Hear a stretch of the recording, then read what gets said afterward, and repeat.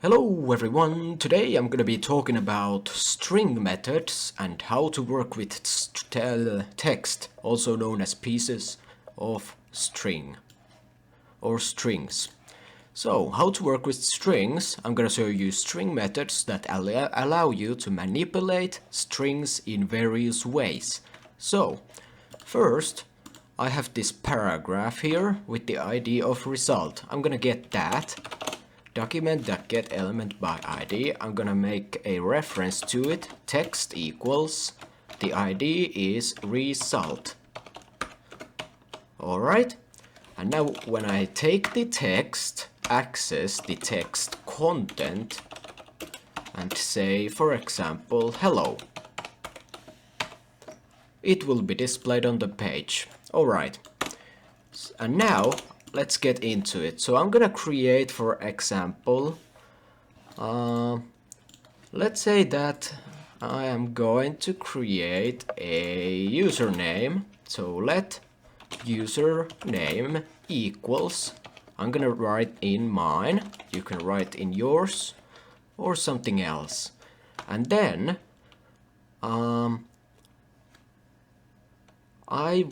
let's say I want to get the length of this username. So what I'm going to do is create a temporary variable, or actually this is going to be the final one. So I'm gonna let final text equals username. So the username is just a temporary variable. The final text is gonna be the final variable. So final text equals the username, and then we take dot length. Okay, and then we're gonna make the text content equal to the variable. So right now it tells us that the length is 4, and that appears to be true. Okay, we also have plenty more of these methods. So we can say let final text equals username dot, for example, char at. That means character at, and it needs an index 0, 1, 2, 3. So remember that indexes always start at 0. So the first letter of my name is the index 0, then 1, 2, and 3. So if we take the character at the index of 2, that's gonna return Z. 0, 1, and 2. Z. Okay, what if we take the first one? It's gonna return O. 0, T, 4, 3 will be saying U. What if I set this to something crazy? Then it's not gonna be showing up anything. So yeah, 3 is the maximum here. Then we have the index of method. So let final text equals username dot index of. So if I want to, well, I'm gonna make my name a little bit longer. Tozu Gamer ZZZ 25 underscore. Please subscribe. Alright, that's a really good name. Alright, so I want to get the index of, which basically means the first appearance of a character. So I'm gonna type in there we go. So I'm gonna type in some double quotes, and then I'm gonna type in some character. For example, the first index, the first time that the word or the letter Z is being shown on the page. So when we do this and then we gotta save, it's gonna tell us 2. So when we count 0, 1, 2, that appears to be true. The first index where the letter Z is 0, 1, 2. So yeah, the index of gives you the index of the character where this first appears at.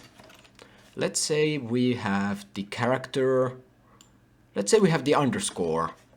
The index of that's gonna be 14. 0, 1, 2, 3, 4, 5, 6, 7, 8, 9, 10, 11, 12, 13, 14. That's gonna be the index of the first underscore. So yeah, the index of method returns the first instance of some letter that you put inside. What if this doesn't exist? It's gonna say -1. For example, I don't have an @ symbol in my name.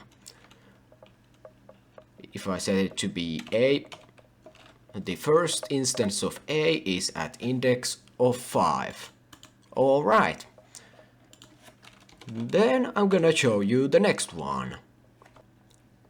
By the way, when we're talking about the index of, there's also a way to show the final index or the last index. So let's type in let final text equals username dot last index of. Let's take the character S. What is the last index when the character S appears? That's 21 apparently.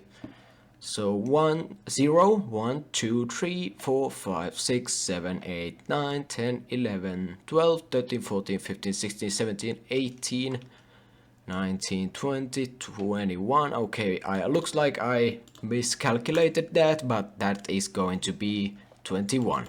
Alright. Last index of, what about the letter Z? That's gonna be at 11. What about E? That's the last one. So it's gonna be this. What about underscore? That should be 14. And it is 14. There we go. Okay. Okay, so I wrote down the rest of the string methods. I'm gonna show you these all. But there's so many that I'm gonna split this episode into 2. But let's do, next we're gonna do character code add. So let final text equals username, and then basically what the character code add means is that it will return the Unicode character at a given position in a string. I'm gonna make my string Tozu again. So, for example, right over here we are using the character set of UTF8. That means that there's like hundreds of thousands of different characters that are possible to be viewed on our page. So, basically the char code add method gives you the character or the Unicode of the character. So let's say char code add, and then my name, I'm gonna select the first letter, which is gonna be 0. So the Unicode character code is gonna be 84. Now I can go and write in 84 Unicode character. 84 is, by the way, UTF8. Remember to specify your Unicode. There we go. So, what was that? 84. Yes. Let's see. What about this page? Manage options. Oh my Jesus, there's a lot. Okay, well, I'm gonna confirm them. There we go. Let's see. 84. That corresponds to T. Let's take the index of 1. no, not that, but this. That's gonna be 111, so 111. Index at 2, that's 122, and 117. And that's all the letters in my name. 122 and 117. So let's check them out. So 111 is an O, 122 is a Z, and 117 is a U. So yeah. Also, let's look at the others over here. We have a lot of symbols. And look, there's over 100 pages, or at least 100 pages here. So yeah. We have like, let's see. I think it's exactly 100,000 different letters that we can display. For example, if I want, I can take some Chinese character. The decimal is here and the hex code is right over here. We're going a little off topic right now, but that's completely fine. Let's take this character for example. That's gonna be U plus 112C. Alright. Then I'm gonna create a paragraph. And then I'm gonna paste this. In the front I'm gonna say and then that. Wait. Okay, I am missing a hashtag.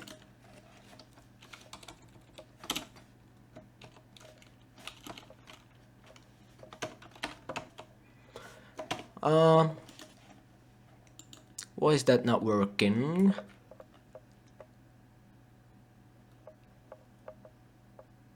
Let's use the number then. 4,900. Let's use 44. That should work, at least. Yep, there we go.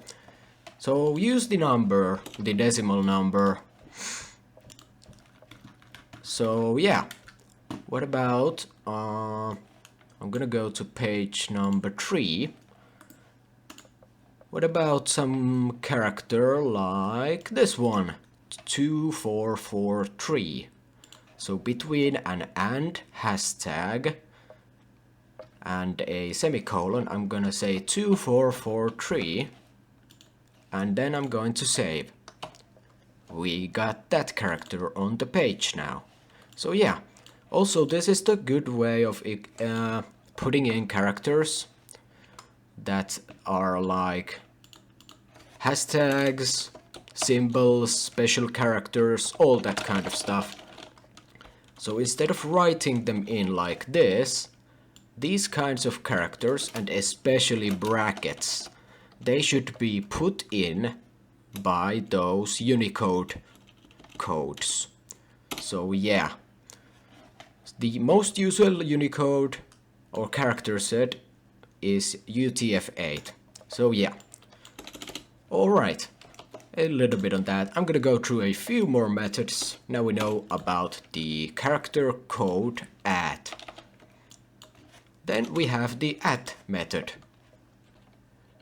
Actually, sorry guys, I won't be recording anymore because I have to go to work. But I hope I'm gonna see you in the next episode, and I hope that you were able to learn something new from this one.